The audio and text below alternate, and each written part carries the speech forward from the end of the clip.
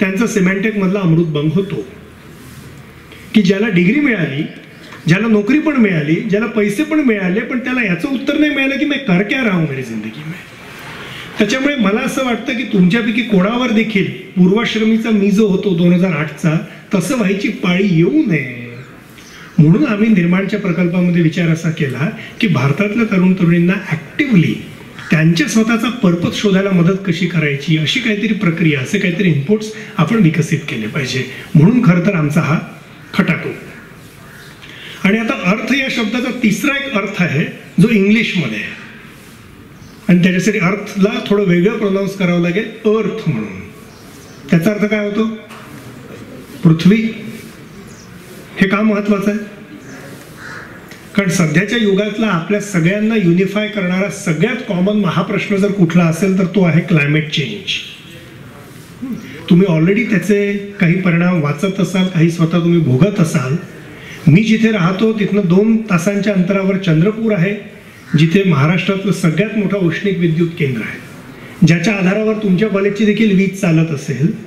पण मुंबईला किंवा पुण्याला लोडशेडिंग होत नाही, चंद्रपूरला मात्र 8-8 तास लोडशेडिंग होतं. तिथल्या कोळशामुळे तिथची माणसं सफर करतात. आणि आता जे ग्लोबल वॉर्मिंग वाढत चाललेलं आणि क्लायमेट चेंज होतोय त्याच्यामुळे en masse biodiversity loss, species loss, habitat loss हे होत आहे आणि होणार आहे. त्याच्यामुळे आपल्या सगळ्यांना हा विचार देखील पॅरलली केला पाहिजे की मला स्वतःला माझ्या जगण्यापुरते पैसे मिळणं, मला स्वतःला माझ्या जीवनात काहीतरी पर्पजफुल करता येणं, हे करता करता मी एकूण पृथ्वीला जास्ती सुसंगत आणि पर्यावरण स्नेही अशा पद्धतीने कसा जगू, अशा पद्धतीने काम कसं करू, हा सध्याचा आपल्या सगळ्यांचा कॉमन अजेंडा असण्याची गरज आहे. पण म्हणून ऍक्च्युली मला एक गोष्ट सांगायला फार अभिमान वाटतो. डॉक्टर साळींनी आमचा कॅम्पस बघितला, आम्ही गडचिरोली जिथे राहतो तिथे. ते चक्क एक महारान होतं. गडचिरोली शहरापासून 17 किलोमीटर आत असं अक्षरशः ती महारानाची जागा होती. आज आमच्या संस्थेचा जो 45 एकराचा कॅम्पस आहे त्याच्यामध्ये आम्ही 15,000 झाडं लावलेली आहेत. आणि तुम्ही आमच्या कॅम्पसमध्ये आलात तर तुम्ही निरखून जाल ती झाडं बघून. पण आमचं मुख्य काम हे युवांसोबत किंवा आरोग्याचं काम आहे. पण आम्ही असं नाही म्हणू शकत की आमचं काम हेल्थचं काम आहे. We health care with environment. Nobody can say that. Each one of us have to do our own bit to save the environment. त्यामुळे आता अर्थ शब्दाचे 3 अर्थ आपण बघितले. ओके, पहिला अर्थ म्हणजे पैसा, दुसरा अर्थ म्हणजे पर्पज जो जास्ती महत्वाचा आहे, आणि तिसरा अर्थ म्हणजे अर्थ की माझं जीवन, माझं दैनंदिन जीवन आणि माझं प्रोफेशनल जीवन मी हे त्यातल्या त्यात पर्यावरण स्नेही, पर्यावरण सुसंगत कसं बनवू. त्यामुळे या पद्धतीने आपल्याला पुढचं मार्गक्रमण करता आलं तर फार छान होईल. आता निर्माणचा हा जो प्रकल्प आम्ही सुरू केला, ज्याच्यामध्ये मी म्हणालो की एक आमचा प्रमुख उद्देश आहे की तरुण मुला मुलींना पर्पजफुल जगायला कशी मदत होईल, त्याच्यासोबत आमचे अजून 2 उद्देश आहेत. दुसरा आमचा उद्देश हा आहे की तरुण मुला मुलींना खऱ्या अर्थाने फ्लरिश व्हायला मदत कशी होईल. फ्लरिश म्हणजे काय? तुम्ही जर एखादं झाड बघितलं, इथे मागेच बघा ते नारळाचं की केळीचं कशाचं तरी झाड आहे, दुरून आता मला समजत नाहीये, पण एखादं झाड बघितलं की आपल्याला सांगता येतं की हे झाड सुरकुतलेलं आहे की छान मोठं होत आहे. जर सुरकुतलं असेल त्याचा अर्थ त्याला आयदर न्यूट्रिएंट्स किंवा पाणी पुरेसं मिळत नाहीये, किंवा गरमी अति जास्त झाली आहे, किंवा सूर्यप्रकाश मिळतच नाहीये, काही ना काहीतरी गडबड असणार. तर जसं एखाद्या झाडाला बघून आपण सांगू शकतो की हे झाड खरंच बहरत आहे की हे झाड सुरकुतत आहे, तसं आपण हे कसं सांगायचं की भारतातले तरुण हे खऱ्या अर्थाने बहरत आहेत. इन जनरल आपल्याकडे असं तोंडी बऱ्याचदा बोललं जातं की युवांसाठी काहीतरी करायला पाहिजे, युवांना मदत करायला पाहिजे वगैरे वगैरे, जे योग्यच आहे. पण युवांकडे बघण्याचा भारतातला दृष्टिकोन हा फार सपक आहे, फार ढोबळ आहे. यूथ या ऑडियन्सकडे आपण सायंटिफिकली बघतच नाही. आणि ही किती मोठी ट्रॅजेडी आहे तुम्हाला समजायला म्हणून मी आकड्यांमध्ये मांडतो. भारताची जी एकूण लोकसंख्या आहे त्या एकूण लोकसंख्येमध्ये 18 ते 29 हा जो वयोगट आहे, ज्याला आपण युवा म्हणून, ज्याच्यात तुम्ही लोक बिलॉंग करता, या 18 ते 29 वयोगटामध्ये भारतामध्ये 26 कोटी तरुण तरुणी आहेत. म्हणजे अख्ख्या पाकिस्तानची जितकी लोकसंख्या आहे त्याच्यापेक्षा जास्ती भारतात फक्त युवा आहेत. भारताच्या लोकसंख्येचा 22% भाग हा यूथ आहे. आणि याला अर्थशास्त्रामध्ये डेमोग्राफिक डिव्हिडंड, लोकसंख्याशास्त्रीय लाभांश वगैरे असले कॉम्प्लिकेटेड टर्म्स आहेत.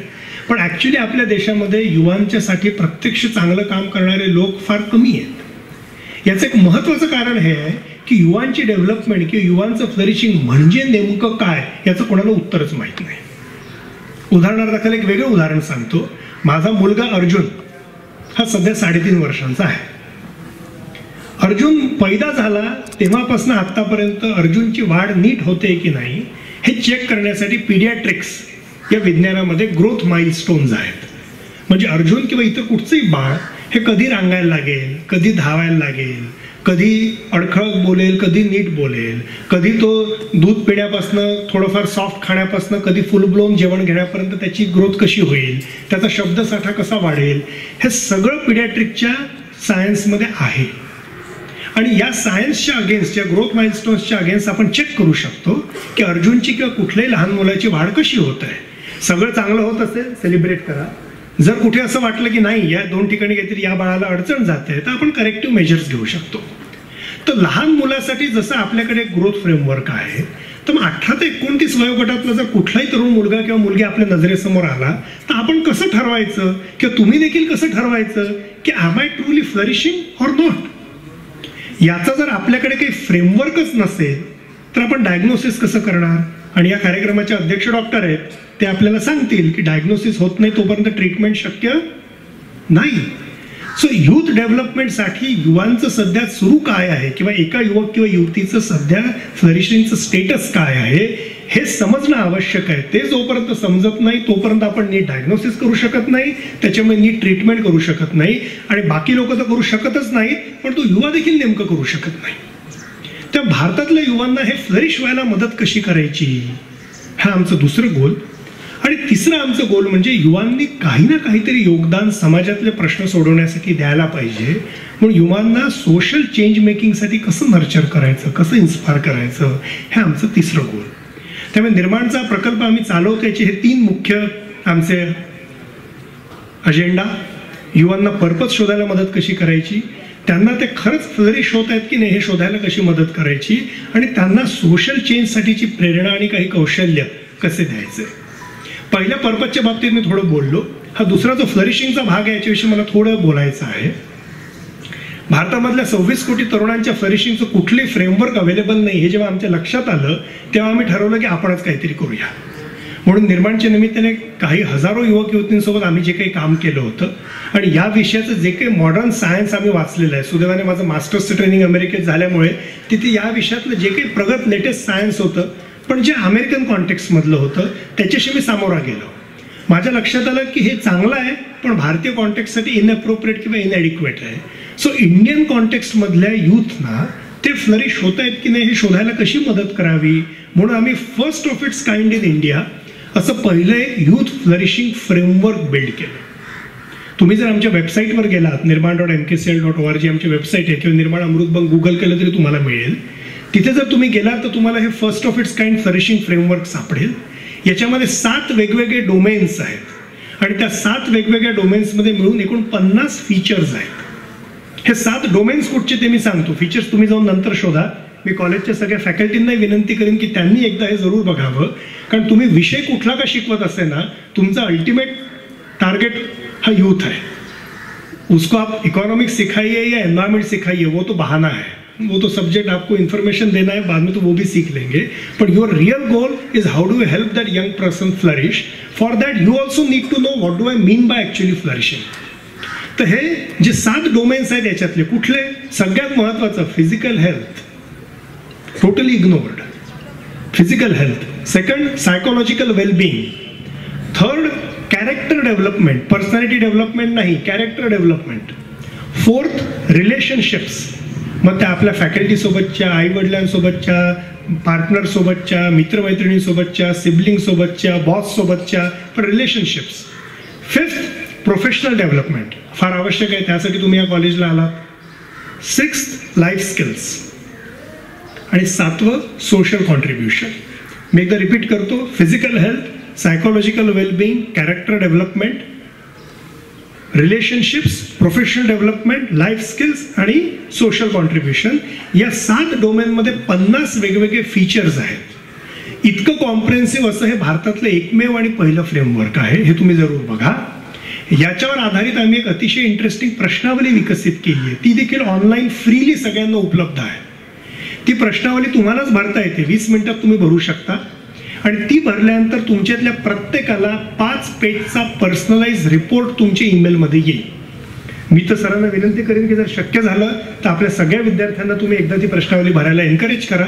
म्हणजे तुमच्या प्रत्येकाचं आजचं माझं फ्लरिशिंगचं स्टेटस काय आहे 50 वेगवेगळ्या पॅरामीटर्सवर हे तुमच्या लक्षात येईल. आणि मग त्याच्यातलं तुमचं जिथे छान चालू आहे सेलिब्रेट, जिथे तुम्हाला असं जाणवेल तर रिपोर्ट तुम्हाला सांगेल की इथे तुम्ही चांगलं करता, इथे तुमचं जरा गणलं आहे बरं का, याच्यावर काळजी घ्या. तुम्हालाच लक्षात येईल की मी आता माझ्या ग्रोथसाठी पुढे काय करू. ठीक आहे. सो हा जो फ्लरिशिंगचा सुदैवाने आम्ही नॉलेज कॉन्ट्रीब्युशन करू शकलोय. आता हे ग्लोबल कॉन्फरन्समध्ये देखील आमचं हे काम आता सिलेक्ट झालेलं आहे. पण मी जरूर आवाहन करीन अण्णासाहेब आवटे कॉलेजच्या सगळ्या विद्यार्थ्यांना आणि फॅकल्टीना की त्यांनी हे फ्रेमवर्क आणि क्वेश्चनर बघावी, स्वतः भरावी आणि आपल्या रिपोर्टला घेऊन आपल्याला पुढे नेमकं कसं जाता येईल हे बघायला पाहिजे. तर खऱ्या अर्थाने NEP अस्तित्वात आली असं म्हणायला पाहिजे. NEP म्हणजे नुसतेच क्रेडिट कोर्सेस स्ट्रक्चर कसं केलं आणि वर्कलोड डिस्ट्रीब्यूट कसं केलं हा तर त्याचा फार वरवरचा ॲडमिनिस्ट्रेटिव्ह भाग आहे. NEPचा खरं गोल आहे की विद्यार्थ्याची ट्रूली होलिस्टिक ग्रोथ कशी व्हावी ती तुम्हाला शोधायला याची मदत होईल. तर तुम्ही जरूर चेक करून बघा. आता वेळेच्या मर्यादेमध्ये मी फक्त 2-3 मुद्द्यांचा उल्लेख करणार आहे जे मला असं वाटतं की तुमच्या फ्लरिशिंगसाठी अतिशय आवश्यक आहेत. असे 2-3च मुद्दे मी आत्ता बोलीन, बाकीचे डिटेल तुम्ही त्या फ्रेमवर्कमधून समजून घ्या. पहिला आणि अतिशय आवश्यक मुद्दा तो आहे माझी एक युवा म्हणून ॲडिक्टिव्ह सबस्टन्सेसच्या बद्दल भूमिका काय आणि त्याच्यात विशेषतः अल्कोहोलच्या विषयी माझी भूमिका काय. आज भारतातल्या युथला डेमोग्राफिक डिव्हिडंड बनण्यापासून रोखणारे जे अनेक फॅक्टर्स आहेत त्याच्यातलं one of the major factor हे ॲडिक्टिव्ह सबस्टन्सेस आणि त्याच्यात देखील अल्कोहोल आहे. तर दारूविषयी माझी भूमिका नेमकी काय. मी स्वतः दारू प्यावी का, प्यावी तर किती प्यावी, कधी प्यावी, मी दारू पिणाऱ्या पार्टनरला होकार द्यावा का. आज तुम्ही कॉलेजमध्ये आहात, कॉलेजच्या फ्रेशर्स पार्टीमध्ये किंवा हॉस्टेलमध्ये दारू प्यावी का, जॉब लागल्यानंतर दारू प्यावी का. कारण सध्याचं बाहेरचं लॉजिक वेगळंच आहे. कदाचित मंचरमध्ये तुम्ही थोडे प्रोटेक्टेड असाल पण तुम्ही जर पुण्याला गेलात किंवा नागपूरला गेलात तर सध्याचं लॉजिक वेगळंच आहे. 2 ऑक्टोबर दारू, होळी दारू, 31 डिसेंबर दारू, तिने हो म्हटलं दारू, ब्रेकअप झाला दारू, जॉब लागला दारू, परीक्षा संपली दारू, परीक्षेत फेल झालो दारू, काही होऊ द्या दारू. आणि दुर्दैवाने दारूविषयी जे अनेक समज आणि मुख्यत्वे गैरसमज आपल्या अवतीभोवती आहेत त्याच्यातला एक फेमस गैरसमज आहे थोडीशी पिली तर काही फरक नाही पडत हो, उलट हार्टला चांगलं असतं, आमच्या डॉक्टरनी सांगितलं होतं. तर आपण ज्या अनेक अंधश्रद्धा बघितल्या त्याच्यातली आज मला ही एक अंधश्रद्धा दूर करायची आहे. आणि आता मी जे बोलणार आहे ते या विषयातलं लेटेस्ट सायन्स सांगतोय. हे अमृतबंगचं मत नाहीये. त्यामुळे आता थोडंसं लक्ष देऊन काम खोलून ऐका. ह्युमन बिईंग होमोसेपियन्स हा गेले 1.5 लाख वर्ष पृथ्वीवर अस्तित्वात आहे. होमोसेपियन्सच्या 1.5 लाख वर्षातल्या हिस्ट्रीमधला वैद्यकीय क्षेत्रातला जो जगातला सगळ्यात मोठा अभ्यास आहे. मी एक एक शब्द मोजून मापून बोलतोय. होमोसेपियनच्या 1.5 लाख वर्षांच्या पृथ्वीतलावरच्या अस्तित्वातला वैद्यकीय क्षेत्रातला जगातला सगळ्यात मोठा जो अभ्यास आहे त्याचं नाव आहे global burden of diseases study, GBD, global burden of diseases study. This is the largest public health study ever conducted in the history of humanity. आणि आज मेडिकल क्षेत्रातला लास्ट वर्ड हे GBD आहे. मेडिकल क्षेत्रातले टेक्स्टबुक काय सांगतात ते फिजूल आहे, कारण टेक्स्टबुक जुनाट असतात कायमच, कारण टेक्स्टबुक 20 वर्षापूर्वी लिहिलेले असतात. No textbook in the world ever contains the latest update, कारण ते आधी लिहिलेले असतात. तर मेडिकलचे टेक्स्टबुक काय सांगतात याच्यापेक्षा जास्त महत्त्वाचं आहे आज की GBD काय सांगतो, कारण GBD लेटेस्ट आहे. या जगातल्या सगळ्यात मोठ्या वैद्यकीय अभ्यासाने आता अनइक्विव्होकली अतिशय स्पष्टपणे हे सांगितलं आहे की the safest limit of consuming alcohol is 0. The safest limit of consuming alcohol is, मला आवाज नाही ऐकू आला, the safest limit of consuming alcohol is 0. त्याच्यामुळे जो तुम्हाला म्हणतो की अरे थोडीसी पिया तो कुछ नहीं होता, तो गाढव आहे किंवा बिचारा अंधश्रद्धाळू आहे.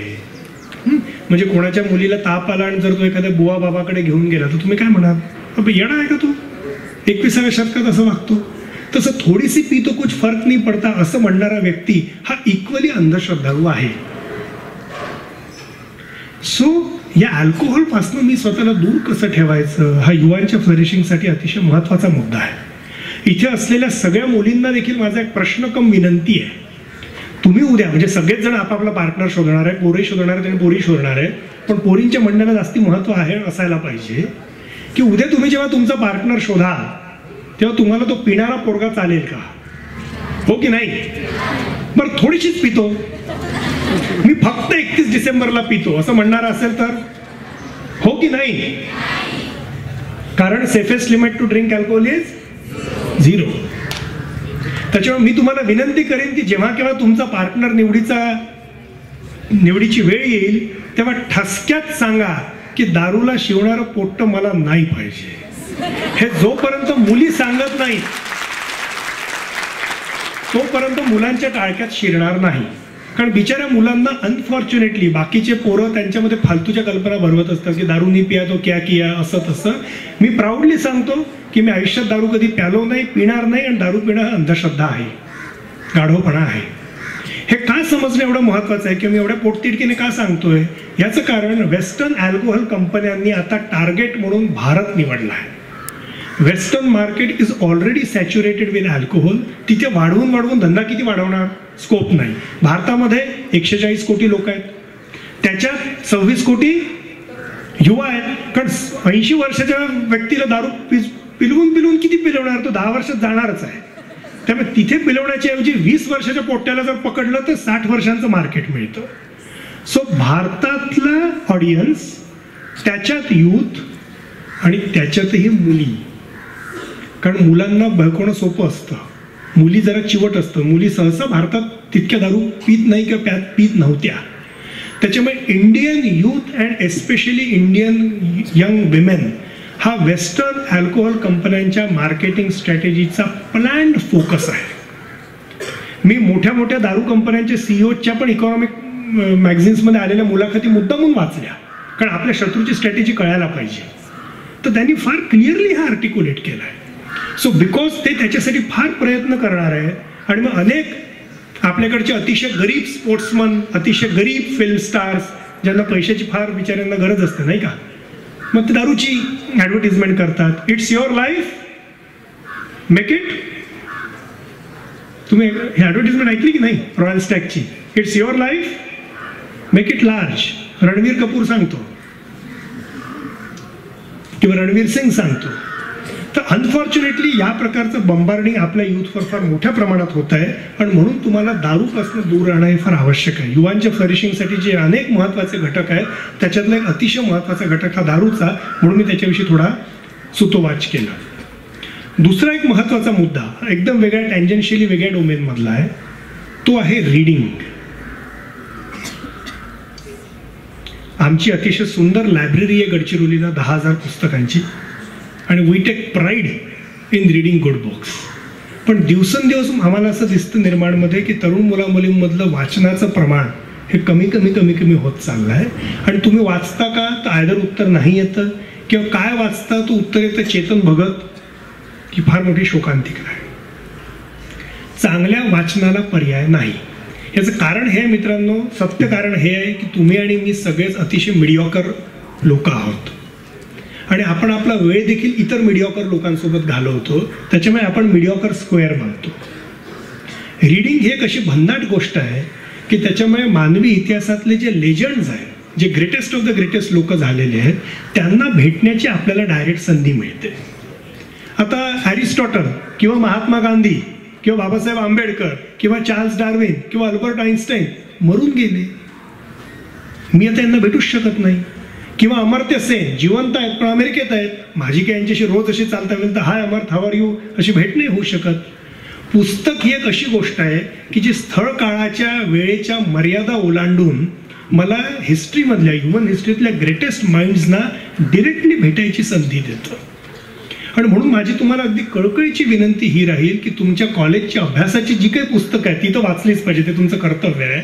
पण apart from that me sincere serious reading habit कशी कल्टिवेट करू. माझं वय आज 38 आहे, मला भरपूर व्याप आहेत सध्या, आता मागे माझं पोरगं पण आहे, पण तरी देखील मी वर्षाला किमान 15 पुस्तकं वाचतो आजही. आणि ती चेतन भगत टाईपची नसतात, ती अतिशय कठीण पुस्तकं असतात. तरुण पोरापुरी तुमच्या वयात तर वेळ असतो, त्यामुळे तुम्ही तर मला तर पक्का हरवून दाखवा, एवढं माझं तुम्हाला सिंपल गोल आहे की बीट मी.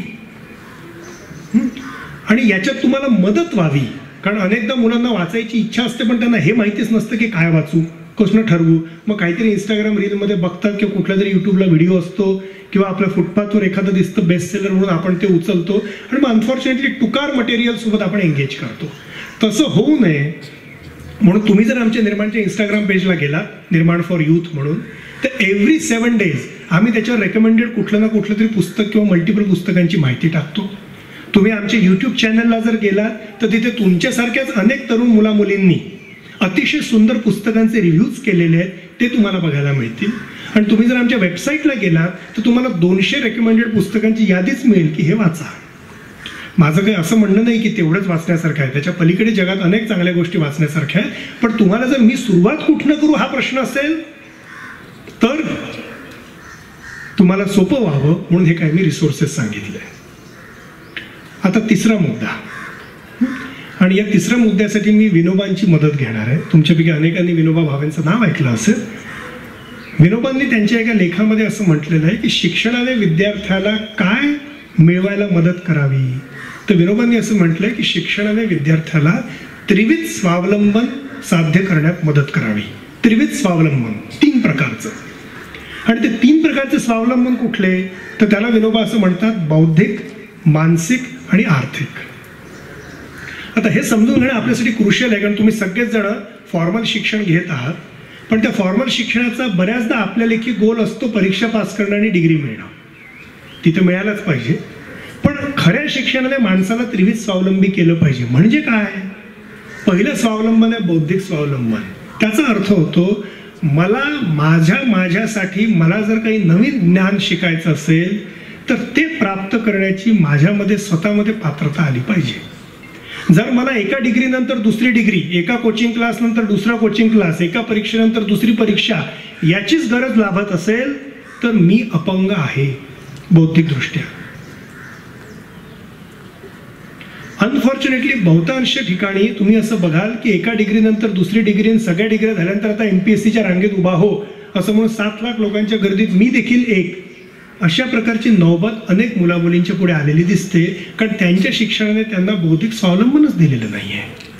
मी तुम्हाला आत्ता दारूविषयीचं लेटेस्ट विज्ञान सांगितलं, मी तुम्हाला मघाशी रिचर्ड लेयार्डचं उदाहरण घेऊन इकॉनॉमिक्समधलं लेटेस्ट सायन्स सांगितलं. हे कुठलंही मी माझ्या कॉलेजमध्ये शिकलेलो नाही, कारण माझं कॉलेज होतं कम्प्युटर इंजिनिअरिंगचं. पण मला माझ्या कामामध्ये जे काही नवीन शिकायची गरज भासते ते मला स्वतःला शिकता येतं का, त्याच्यासाठी मला अजून कोणावर तरी अवलंबन आहे. आता पुढचा कोचिंग क्लास हा भाडोत्री प्रकार नको. Some or the other time it all should end.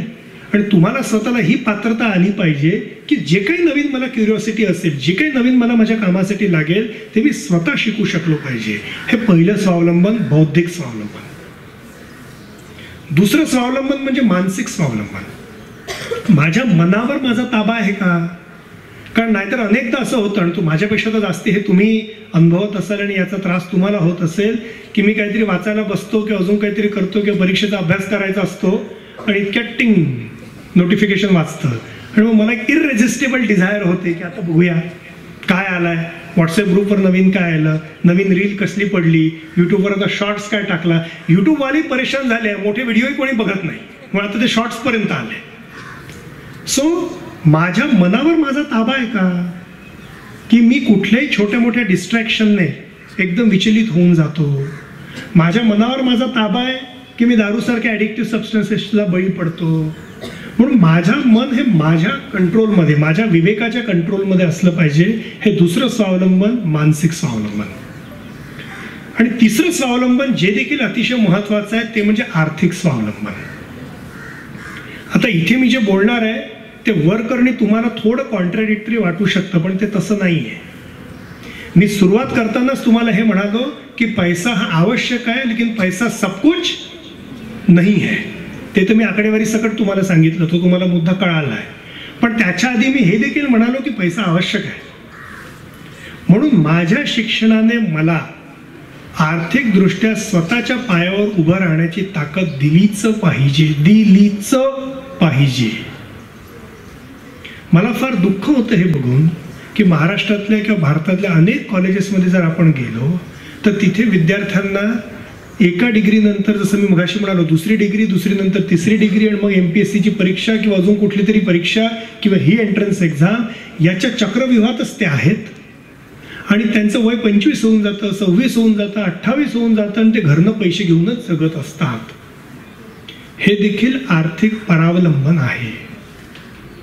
मला फार अभिमानाने एक गोष्ट सांगावीशी वाटते की मी वयाच्या 21.5व्या वर्षी इंजिनियर झालो. आज मी 38 वर्षाचा आहे. गेल्या 17 वर्षात मी माझ्या आईवडिलांकडनं एकही पैसा घेतलेला नाही. एनिवे ते सामाजिक क्षेत्रात काम करत असल्यामुळे आमच्या घरी असे खूप पैसे वगैरे असला काही प्रकार नाही. पण मला त्यांनी पैदा केलं, मला अंडरग्रॅडपर्यंत शिकवणं हे त्यांचं कर्तव्य त्यांनी मानलं, मला तेवढं शिकवलं. पण the moment I completed my BE, मी आजपर्यंत त्यांच्याकडनं एकही पैसा घेतला नाही. जे काही माझं आहे ते मी स्वतः बिल्ड केलं. आजही दुपारचं जेवण मी दुसरीकडे करतो मेसमध्ये, कारण माझी बायको डॉक्टर आहे, तिला वेळ पुरत नाही. पण दुपारचं जेवण मी माझं मेसमध्ये करतो. रात्रीचं जेवण आमचं सगळं कुटुंब एकत्र करतं. तर मी आमच्या कुटुंबातल्या म्हणजे आईवडिलांसोबत आम्ही रात्रीचं जेवण करतो. मी आमच्या मंथली किराण्यामध्ये स्वतः कॉन्ट्रीब्यूट करतो.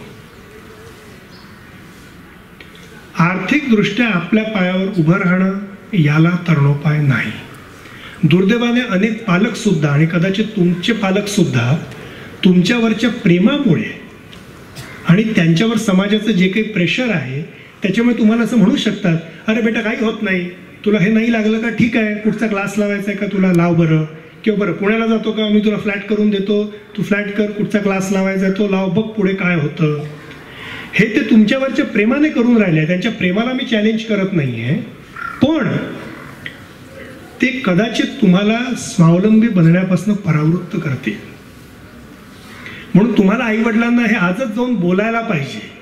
आणि त्याच्यामुळे तुमच्या पुढचा क्लॉक आता tick tick tick tick tick tick करायला लागलाय. असं समजा की तुम्ही आता जी कुठची डिग्री करता, जे 11वी 12वीत आहेत त्यांना आपण अजून 3 वर्षांची मोहलत देऊन देऊ की तुमचं कधीतरी अंडरग्रॅड संपेल तेव्हा. पण जे अंडरग्रॅड करतायत त्यांचा आज उद्या परवा कधी ना कधी अंडरग्रॅड संपेल. कोणी पोस्टग्रॅडचे विद्यार्थी याच्यात असतील, त्यांचं 1 वर्षामध्ये 2 वर्षात पोस्टग्रॅड संपेल. आजच तारीख ठरवा की या दिवसानंतर मी घरच्यांकडनं एकही पैसा घेणार नाही. आणि मग स्वतःच्या पायावर मी कसं उभा राहीन. तुम्ही चहाच्या ठेल्यावर नोकरी केली काही हरकत नाही. कुठलंही काम कमी किंवा अधिक महत्वाचं असं नाही. त्यामुळे तुम्ही नोकरी कुठेही करा, कसेही पैसे कमवा, पण कसे म्हणजे इलिगल कामं करून नाही, लिगल कामं करून. पण माझ्या पायावर मी उभं राहणं हे अतिशय कसोटीचं असं स्वावलंबनाचं लक्षण आहे. दुर्दैवाने बहुतांश शिक्षण आणि आईवडिलांचं कधी कधी सामाजिक प्रेशरमधनं येणारं प्रेम हे तरुण मुलामुलींना स्वावलंबी बनण्याच्या ऐवजी नाही तू बेटा थांब म्हणून 28 वर्षाचे सुशिक्षित बेरोजगार हे जगात फक्त भारतात आढळतात, दुसरीकडे आढळत नाहीत. तर अशी परिस्थिती तुमच्यावर येऊ नये. तुमच्या फ्लरिशिंगसाठीचं अतिशय महत्त्वाचं घटक म्हणजे हे आर्थिक स्वावलंबन, बौद्धिक स्वावलंबन आणि मानसिक स्वावलंबन असेल. तर मित्रांनो, आपण पर्पजच्या विषयी थोडक्यात बोललो. दुसरं मी तुम्हाला सांगितलं की फ्लरिशिंग आणि फ्लरिशिंगचं तुमचं काय स्टेटस आहे तुम्ही आमच्या वेबसाईटवरच्या त्या प्रश्नावलीतनं स्वतः शोधू शकता. त्या फ्लरिशिंगमधल्या काही 2-3 मुद्द्यांचा मी फक्त इथे उल्लेख केला, बाकीचे तुम्ही जाऊन तिथे बघा. मी अल्कोहोल, रीडिंग आणि या 23 स्वावलंबनाचा उल्लेख केला. आता मी माझ्या शेवटच्या मुद्द्याकडे येतो आणि मग थांबतो. शेवटचा मुद्दा हा होता की तरुण म्हणून माझं समाजाच्या प्रती काही उत्तरदायित्व आहे का, की मी फक्त माझा जगू, मी माझा झालो, माझा आर्थिक स्वावलंबी झालो, छान आहे, माझा नोकरी करतोय, जगतोय, हे आवश्यकच आहे, that is the bare minimum. पण do we as youth owe something back to society. आम्ही निर्माणमध्ये बिलीव्ह करतो की येस वी डू. आणि म्हणून तरुण मुलं मुली सामाजिक प्रश्न सोडवण्यासाठी काही करू शकतात का, आपलं काही योगदान देऊ शकतात का, हा आमच्या निर्माणच्या प्रक्रियेचा एक मेजर फोकस आहे. निर्माणमधल्या आज भारतातल्या 2,500 पेक्षा जास्ती मुलामुलींना निर्माणच्या शिबिरांच्या माध्यमातून आम्ही गडचिरोलीला एक शिबिरांची मालिका घेतो. या शिबिरांच्या माध्यमातून 5-5 दिवसांची शिबिर असतात सर, आणि त्याच्यामध्ये भारतभरातनं, महाराष्ट्रभरातनं मुलं मुली येतात. महाराष्ट्रातल्या 358 पैकी 260 तालुक्यांमधनं आमच्याकडे मुलं मुली आलेली आहेत आणि भारतातल्या 21 राज्यातनं आलेली आहेत. तर 5-5 दिवसांची अशी शिबिरं असतात. मी गणेश वाघ सरांना आणि गायकवाड सरांना पुढच्या मे पर्यंतची आमची शिबिरं जी ठरलेली आहेत त्याच्या तारखा ऑलरेडी सुपूर्द करून जाणार आहे.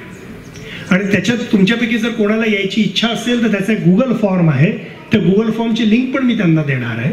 आणि मी आवाहन करीन की अण्णासाहेब आवटे कॉलेजमधनं जर काही मुलं मुली जे जास्त इच्छुक आहेत आणि ज्यांना मी फ्लरिश कसं होऊ शकतो आणि मी सामाजिक योगदान कसं देऊ शकतो याच्यात ज्यांना खरंच क्युरिओसिटी आहे, अशा मुलं मुली जर या शिबिरांमध्ये आली तर तुम्हालाही फार उपयोग होईल आणि आम्हालाही कर्मवीरांच्या संस्थेसोबतची आपली नाळ अधिक वृद्धिंगत झाली याचं समाधान वाटेल. त्या शिबिरांमध्ये काय होतं याच्या खोलात मी आता जाणार नाही, पण मी सांगू हे इच्छितो की निर्माणच्या या शिबिरांच्या प्रक्रियेतनं गेल्यानंतर तरुण मुलं मुली काय करतात याचे 1-2 नमुने मी तुम्हाला सांगणार आहे. म्हणजे तरुणांची सामाजिक भूमिका किंवा तरुणांची सामाजिक उत्तरदायित्व म्हणजे नेमकं काय हे तुम्हाला कळावं म्हणून. पहिलं उदाहरण मी माझ्या घरचंच सांगणार आहे, माझ्या पत्नीचं. कारण ती देखील याच निर्माणच्या शिबिरांची पार्टिसिपंट म्हणून एकदा आली. आणि तुम्हाला मी सुरुवातीलाच सांगितलंय की इन्कम डबल होतं त्याच्यापेक्षा 5 पट महत्वाचं काय आहे, तुमचा पार्टनर. तर हे मला माहिती होतं म्हणून मी योग्य व्यक्ती शोधली. माझी बायको, तिचं नाव आरती, ती मूळ नाशिकची, पुण्याला BJ मेडिकल कॉलेजला शिकली. पण वैद्यकीय क्षेत्रातलं जे काही युज्युअल रुटीन चालू होतं त्याच्याने ती अस्वस्थ होती म्हणून ती निर्माणला आली.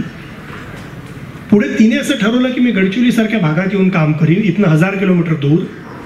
ती सायकॅट्रिस्ट झाली आणि आज गडचिरोली जिल्ह्यामध्ये ती आमच्याच संस्थेमध्ये, सर्च संस्थेमध्ये सायकॅट्रिस्ट म्हणून काम करते. आमच्या गडचिरोली जिल्ह्याची लोकसंख्या मित्रांनो 12 लाख आहे. तुम्हाला भूतान हा देश माहिती आहे ऐकून? अख्ख्या भूतान देशाची जितकी लोकसंख्या आहे त्याच्यापेक्षा जास्ती लोकसंख्या आमच्या गडचिरोली जिल्ह्याची आहे. आणि मला अतिशय अभिमान आहे हे सांगायला की या भूतानपेक्षा जास्ती लोकसंख्या असलेल्या गडचिरोली जिल्ह्यातली एकमेव फुल टाइम सायकॅट्रिस्ट ही डॉक्टर आरती आहे.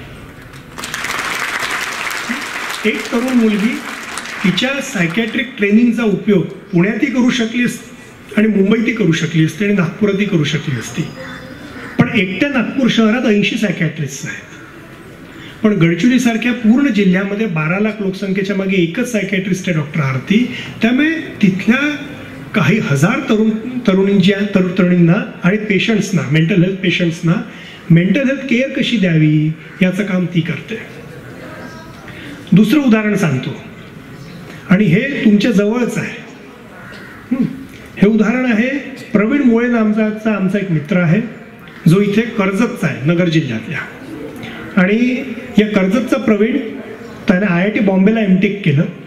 तो गरीब घरचा, त्याच्यामुळे त्याच्यावर काही लोन वगैरे होतं. IITचं MTech झाल्यानंतर 2 वर्ष नोकरी करून त्याने ते सगळं लोन फेडलं. तो आमच्या निर्माणच्या 9व्या बॅचला होता. पण नंतर तो म्हणाला माझा आता आर्थिक लोन बिन सब फिटला, आता मला काही कॉर्पोरेट जॉब नाही करायचा आहे, मला पर्यावरणासाठी काम करायचं आहे. आणि प्रवीणने त्याची बँगलोरमधली नोकरी सोडली आणि तो सध्या एका संस्थेसोबत काम करतो ज्यांचं नाव आहे फार्मर्स फॉर फॉरेस्ट. आणि शेतकऱ्यांना पर्यावरण स्नेही बनण्याच्या दृष्टीने काय मदत करता येईल, काय टेक्नॉलॉजी त्यांना मिळवून देता येईल. आणि आताचा एक लेटेस्टची नवीन ट्रेंड आहे ज्याला कार्बन क्रेडिट्स म्हणतात. तुमच्यापैकी काही लोकांनी कदाचित त्याच्याविषयी ऐकलं असेल. तर कार्बन क्रेडिट शेतकऱ्यांना कसे मिळवून द्यायचे याच्यावर प्रवीण काम करतो आणि अतिशय महत्वाचं काम त्याचं सुरू आहे. तिसरं एक उदाहरण, याचं नाव आकाश बडवे. हा पण जवळचाच आहे, नाशिकचा.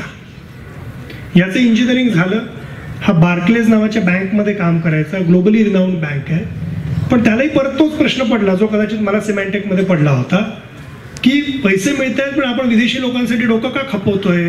आकाशने ती नोकरी सोडली आणि तो चक्क गेला छत्तीसगडमधल्या दंतेवाडा नावाच्या एका ठिकाणी.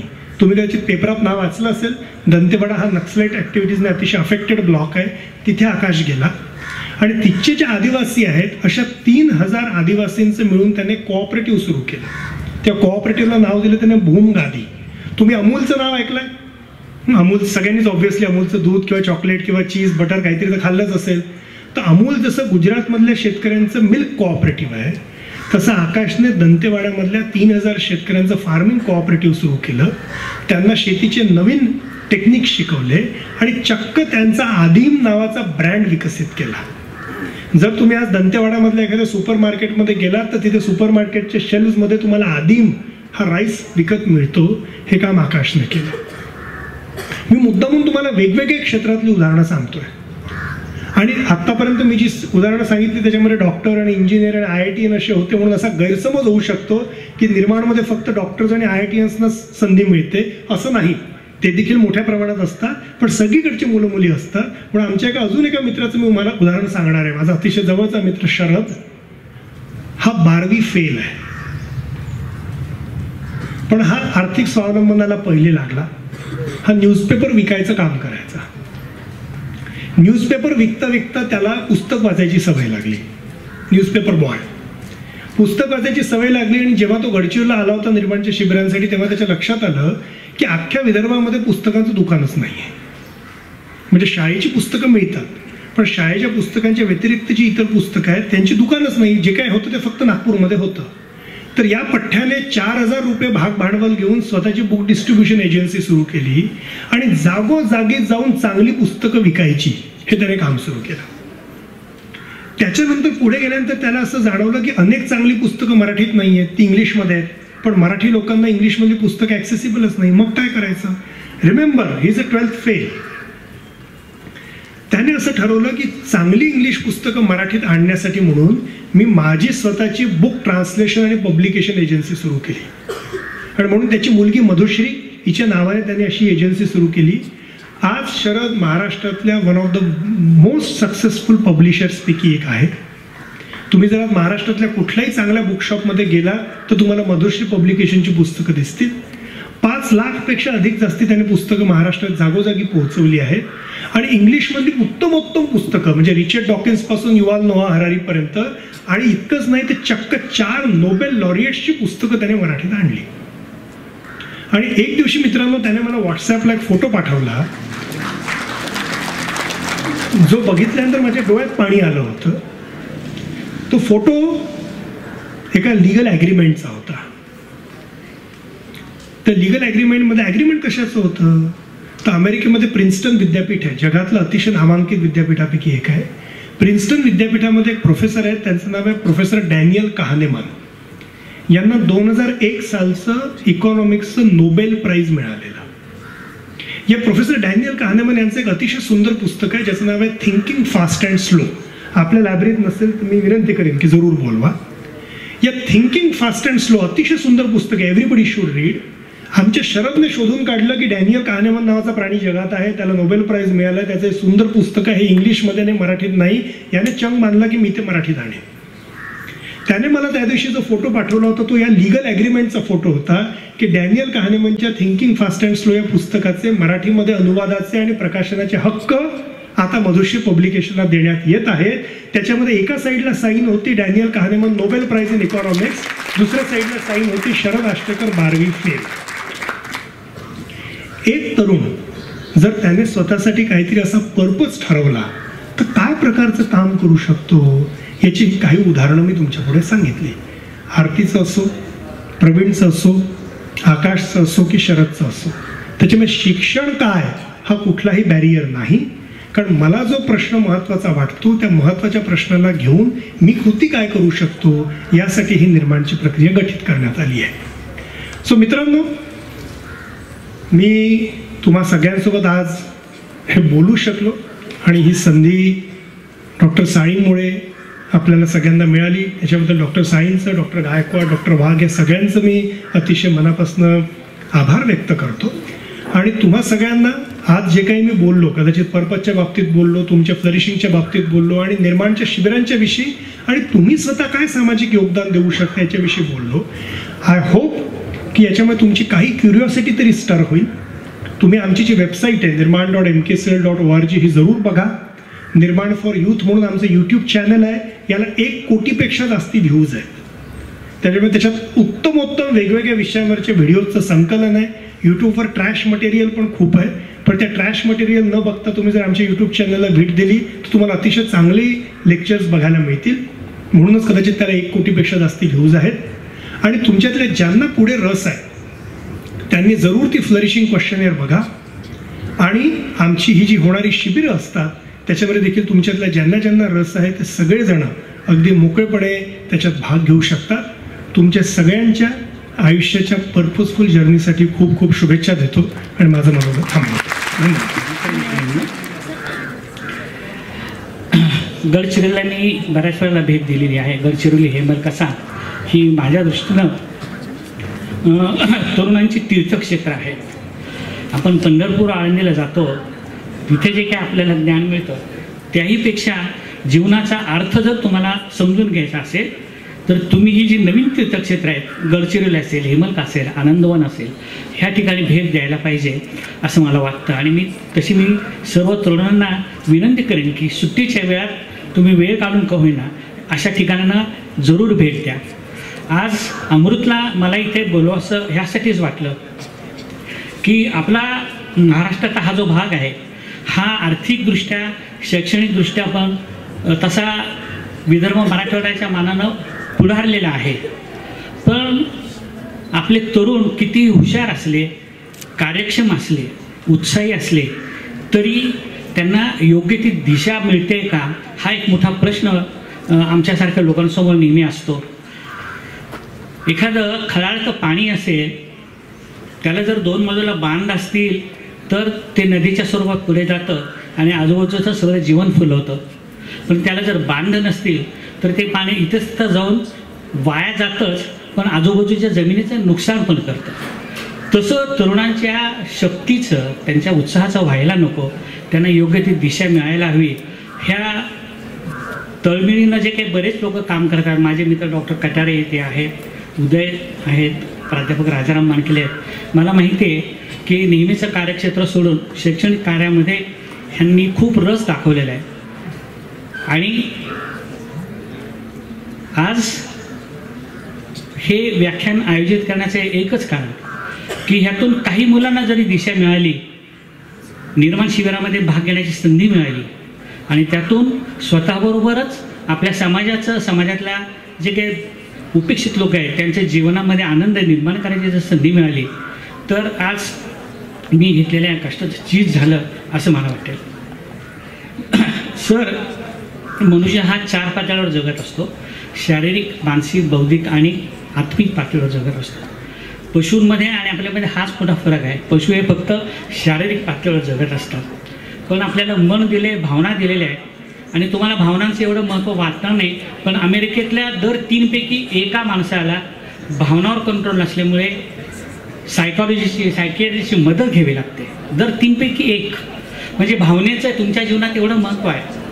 बौद्धिक क्षमता, हे बौद्धिक हा जो विषय अमृतनं सांगितला तो अत्यंत महत्त्वाचा आहे. कारण पुस्तकाव्यतिरिक्त, तुमच्या क्रमिक पुस्तक इतर पुस्तकातून जे काही तुम्हाला ज्ञान मिळणार आहे त्यानं तुमचं व्हिजन खूप वाढेल. तुमचं व्हिजन जसं वाढेल तसं तुमच्यामध्ये काहीतरी नवीन करण्याची उर्मी निर्माण होईल आणि त्यातून तुमचं आयुष्य घडणार आहे. आणि मग शेवटचा जो मुद्दा आत्मिक, तो त्यांनी सांगितला की समाजाचं उत्तरदायित्व. समाजासाठी ज्या वेळेला आपण काही करू त्यावेळेला आपण आत्मिक लेवलला पोहोचलो असं म्हणावं लागेल. तेव्हा मित्रांनो, आपण ह्या 4ही पातळ्यावर उत्कृष्ट काम करूया आणि एक आदर्श माणूस म्हणून आपण अभिमानानं ह्या पृथ्वीतलावर मार्गक्रमण करूया. मी आपल्या सर्वांना शुभेच्छा देतो. आणि आज इतक्या लांबून, गडचिरोली म्हणजे खूप लांब आहे इथून, तितक्या लांबून अमृतभंग आणि त्यांचे सहकारी इथे आले त्याबद्दल आपल्या सगळ्यांच्या वतीनं मी त्यांचे मनपूर्वक आभार मानतो आणि माझे धन्यवाद. सन्माननीय व्यासपीठ, समोर उपस्थित सर्व श्रोतेवर्ग, आज आपल्या महाविद्यालयामध्ये गुणवत्ता हमी कक्षाच्या माध्यमातून निर्माण युवांचा अर्थपूर्ण जीवनाचा शोध या संदर्भामध्ये निर्माणचे संस्थापक अमृत बंग यांनी आपल्याला या ठिकाणी खूप अशा चांगल्या पद्धतीनं आपलं जीवन जे आहे ते अर्थपूर्ण कसं होईल त्या अर्थाचे 3 अर्थ तुम्हाला सांगितले. त्याचबरोबर आपले पर्पज काय असले पाहिजे याविषयी त्यांनी माहिती सांगितली. निर्माणचे जे काही शिबिरं आहेत ते शिबिरं कशा पद्धतीनं होतात आणि त्यातून आपल्याला कसा अनुभव घेता येईल आणि एक चांगलं जीवन जगण्यासाठी त्यांनी आपल्याला माहिती दिलेली आहे, ज्ञान दिलेलं आहे. मी महाविद्यालयाच्या वतीनं डॉक्टर अमृत बंग साहेब, आपलं मला माहिती आहे तुम्ही डॉक्टर नाहीत, परंतु आमच्याकडे बरेच डॉक्टर असतात, त्यामुळे आम्हाला सगळ्यांना डॉक्टर म्हणावं लागतं. तर आपण या ठिकाणी खूप चांगल्या पद्धतीनं आमच्या युवकांना मार्गदर्शन केलेलं आहे. महाविद्यालयाच्या वतीने मी आपलं मनपूर्वक आभार मानतो. खरी ही संधी जी आहे, ही संधी आपल्याला ज्यांनी उपलब्ध करून दिली ती डॉक्टर मोहन साळी सर. आपणही विद्यार्थ्यांना मार्गदर्शन केलं आणि आपणास खरं तर खूप धन्यवाद दिले पाहिजे की आमच्या या विद्यार्थ्यांनासाठी आपण एवढं चांगला मोठा वक्ता, एक चांगला मोठा सामाजिक कार्यकर्ता आमच्यासमोर उभं केलेला आहे. पुन्हा एकदा आपला आभार मानतो. या निमित्ताने व्यासपीठावरती उपस्थित असणारे महाविद्यालय विकास समितीचे सन्माननीय सदस्य आणि जनरल बॉडी सदस्य उदय पाटील साहेब, त्याचबरोबर दुसरे जनरल बॉडी सदस्य माननीय प्राध्यापक राजारामजी बानखेले, आपल्या व्यस्त शेड्यूलमधूनही आपण या ठिकाणी केवळ अमृत बंग यांचं व्याख्यान ऐकायचं आहे म्हणून या ठिकाणी आपण आलात. आपलंही महाविद्यालयाच्या वतीनं आभार मानतो. ही संधी आपल्याला ज्यांच्या नेतृत्वाखाली मिळाली ते महाविद्यालयाचे सन्माननीय प्राचार्य डॉक्टर NS गायकवाड सर, आपलंही आभार मानतो. IQSCचे कोऑर्डिनेटर ज्यांनी या कार्यक्रमाचं संयोजन केलेलं आहे प्राध्यापक डॉक्टर गणेश वाघ सर, यांचे आभार मानतो. महाविद्यालयाचे उपप्राचार्य डॉक्टर गार्डी सर यांचे आभार मानतो. आमचे सर्व सहकारी प्राध्यापक बंधू भगिनी, ज्युनियर सिनियर विभागातील सर्व विद्यार्थी बंधू भगिनी, त्याचबरोबर ज्यांनी या कार्यक्रमाचं चित्रीकरण केलं ते प्रणय महाजन, ज्यांनी या कार्यक्रमाचं उत्तम सूत्रसंचालन केलं आहे त्या डॉक्टर महाकाळ मॅडम, आपणा सर्वांचा आभार मानतो. डॉक्टर कटारिया सर आपल्यामध्ये खूप एवढ्या वेळ प्रदीर्घ काळ एका ठिकाणी बसून हे व्याख्यान खूप चांगल्या पद्धतीने ऐकतायत, त्यांचाही मी आभार मानतो. पुन्हा जे राहिलेले आहेत त्यांचं सर्वांचं आभार मानून अध्यक्षांच्या परवानगीने हा कार्यक्रम संपन्न झाला असं या ठिकाणी जाहीर करतो.